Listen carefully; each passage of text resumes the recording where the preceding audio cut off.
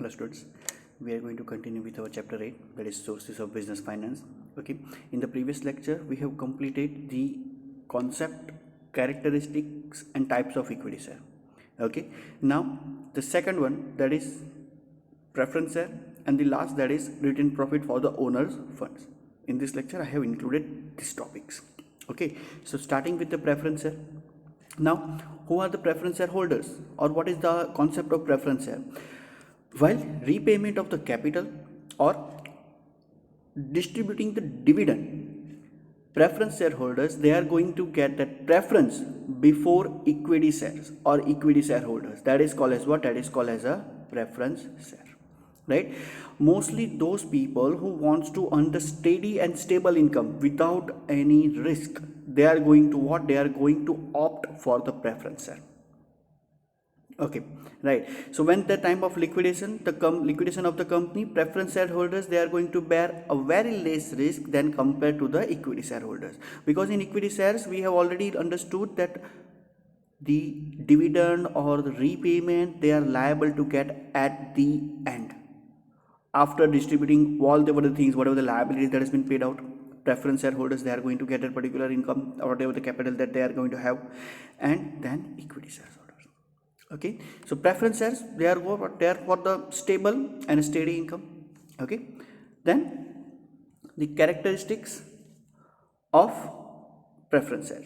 First, dividend. They have the first right to get the dividend in compare with the equity shares, right? Because see, as I said, like preference shares, it is for what? It is for those who wants to earn the steady and stable income. Okay, second, right to vote. Equity shareholders, they can vote towards the, that whatever the decisions that need to be taken, they can be take part into the management. But here the preference shareholders, they can only cast a vote if the matter is about their interest only. Their interest, like suppose I'm the one, I'm a preference shareholders, and whatever the decisions or whatever the meetings that is going on for the preference shareholders only, then and then only they can what? They can cast a vote. Otherwise they cannot take part into the management meetings or the general meetings if it is for to take the decisions regarding the working of the company or the business organization. Okay, then preference, those who wants to earn the steady fixed income, they are going to prefer this preference shares. Okay, right? Because what is the main thing? That is, there will be a what? There will be a security of the capital, there will be a fixed income at the end of a particular time, and ultimately at the time of liquidation, they are the one who are going to get that first capital back, then equity shares. Okay, right? Then market price. Market price, where that it is going to be it is going to stay steady for the some particular point of time or for a period of time, right? But it changes only if the rate of interest in the market that is going to change, otherwise not. While in equity shares, the price of the shares, they are going to change rapidly. It can be within a fraction of a second, within a particular day or 2 day or whatever the things will be are. Okay, right? Then proportion of risk. The risk is lesser than the equity shares, right? Because see, as I said, preference shareholders, they are going to get their capital first before the equity shareholders, right? And last, that is repayment of capital. Okay, see, repayment of all the liabilities, that is for the borrowed funds, it will be what? It will be done, and then before equity shareholders or before the equity shares, preference shares, that is the preference shareholders, they are going to get that first priority to repayment of the capital or to get the capital back.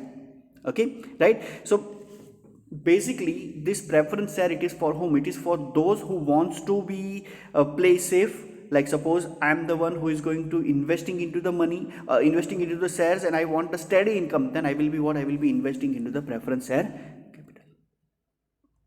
Okay, right? Then mainly two types of preference share are there: redeemable preference shares before 20 years and redeemable preference share after 20 years. That means if I am entering into the agreement, I am purchasing the preference share, then I will be mentioning the condition, yes, I want this particular shares back after 20 years. Before 20 years, that means a particular specific period of time that will be decided by the company and by the shareholders. Okay, right? Then third and last one, that is retained profit or plugging back of profit. in the owner's fund. This one is the last type, right? So what is retained profit? Sometimes that in the particular boom period or during a specific period of time, company, they are going to earn more and more profit, right? But many a times company owners, rather than spending all the profit as a dividend or particular things, then they are going to what? They are going to think about this retained profit. Now retained profit, that means what? Okay, I'm keeping the some sort of proportion of the profit for the future endeavors or for the future period of time. See, because future is unseen, right, and it is completely uncertain, right now there is a trade phase of trade cycle that is going on. There is a boom period, but who knows that after 2 months, 3 months, or after 6 months, that this depression or recession that can come, right? So for to meet up those particular consequences, some organization or a businessman, they are going to keep some sort of profit as a retained profit to meet the future uncertainties, or to expand or to grow a business, right? That is the wealth maximization. This retained profit is going to be very helpful, right? Like suppose I'm earning 10 crores net profit, after paying a tax, after paying that particular dividend, I have that some profit. Like suppose say like I have 8 crore of profit that has been there, right, after paying a tax. Then I need to decide how much profit I will be distributing as a dividend and how much I'm keeping for the company for the future as a retained profit. It completely based on the finance manager of the company or the owner of the company. Okay, right, getting my point? See, the retained profit, that is going to impact, or that is going to give the major impact onto the distribution of dividend. Like suppose from 8 crores I'm keeping 6 crores as a particular retained profit or retained earning, then 2 crores I can be distribute as dividend. Else if I'm thinking about to only 4 crores, then other 4 crores, that will be what? That will be particular dividend.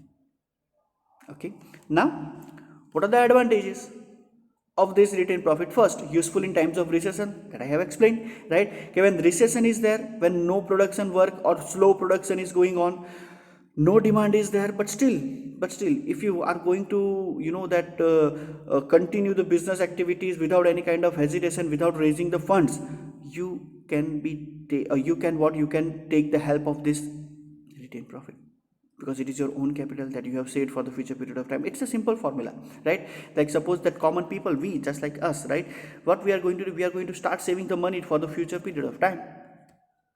Same way, company is going to earn the profit and they are going to retain some sort of earning for a future period of time. Okay, second, useful in implementation of future plans. Like future plans like what? Like expansion, growth, that they are going to what? They are going to reconstruct, or they are going to construct a new building. Like one manufacturing unit is there, they are going to establish the second one, so that they can what? They can get the help of mass production, they can employ more people, right? So these things will be there. Modernization of the business, that is also going to be there, that old technology that will be replaced by the new one. So for that we are going to need a fund. So this retained profit, it is going to be very helpful, right? Then useful to purchase new assets. See, machineries, they have that estimated life, like suppose say 5 years, 10 years, right? After that we need to purchase the new assets. So if we have kept that particular ratio of profit as a retained earning, right, we can purchase the new assets without hesitation, right? Then fixed dividend policy. Now what is fixed dividend policy? Whether it is a profit or a loss, company, they are going to give that dividend up to 20% or 30% every year to their shareholders, right? It can be possible, but with the help of retained profit. Okay, getting my point, right? Then burden free assets, no borrowed capital, no guarantee that need to be given, right? Like suppose I'm taking up a loan, so the bank or from the financial institution, they are going to what? They are going to demand some sort of guarantee. Okay, by you are taking a loan, what if we are not able to pay? Then what is the guarantee that you are going to pay the loan, and how we are going to recover? So I need to what? I need to mortgage, I need to collateral that particular things with the what? With the bank. So if this retained profit ratio is more, then obviously there will be a burden free assets. There will be no excess burden over the assets, right? Then borrowed capital can be repaid. Whatever the amount that we have borrowed from the markets or borrowed from the banks or whatever the things will be are, we can what? We can repay the particular borrowed capital. That will help in reducing what? Reducing the liabilities over the companies, right? Then decrease in cost of capital. There will be no flotation cost. There will be, that no interest that need to be paid. To whom? To the particular that thing, because it is a owner's fund, right? No need to pay any kind of interest. And last, that is owner's funds. As I said, it is the owner's fund, so we don't need to pay any kind of interest over it. That is our capital. We can utilize, we can use whenever we want to, and whatever the proportion or whatever the percentage that we need to. Okay, right? Then what are the limitations? First, encouragement to monopoly.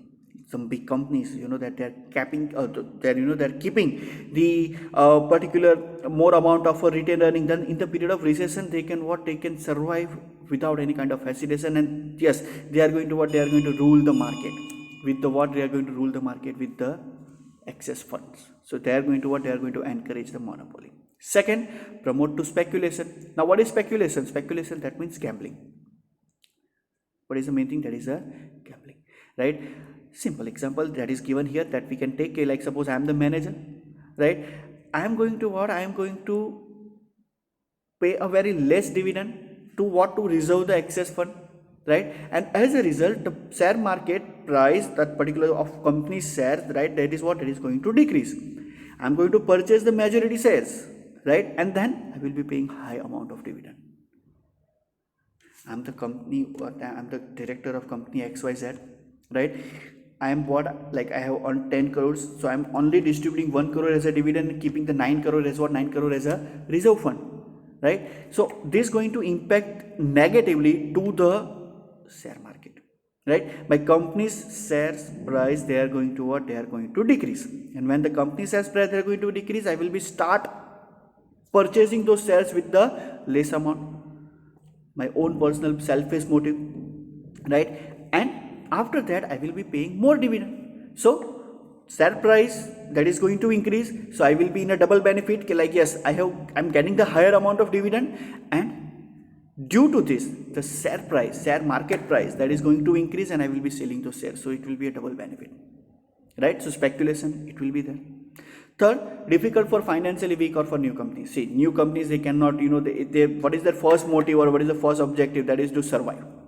If they are going to survive, then only they can think about the profit. And when they are going to think about the profit, it is not necessary that they are going to retain some sort of earnings. Because as I said, for the first 2 to 3 years, they are going to only think about the survival, not to earn profit and not to retain some sort of a profit. Savings, it will not be there. Okay, then no benefits to small investors. Small investors, they are not going to get any kind of benefit, right? Like suppose the directors, they are going to think like, yeah, they are going to have that more amount of that money as they need to be capped as a retained profit. Then the small who are having 2 shares or 5 shares, they are not going to get any kind of dividend, not going to get sufficient dividend, because on one side they are going to declare 5 rupees or 10 rupees. Then obviously, what is the amount of dividend? That 20 rupees, that is not enough for the investors. That is not the return that they are expecting. Getting my point, right? So that's it. In the next lecture, we will be starting with the borrowed funds, right? That from what are the sources that are available in the borrowed funds, and we can generate the capital, right? Go through it, start writing your notes. If you have any doubt, you can ask me.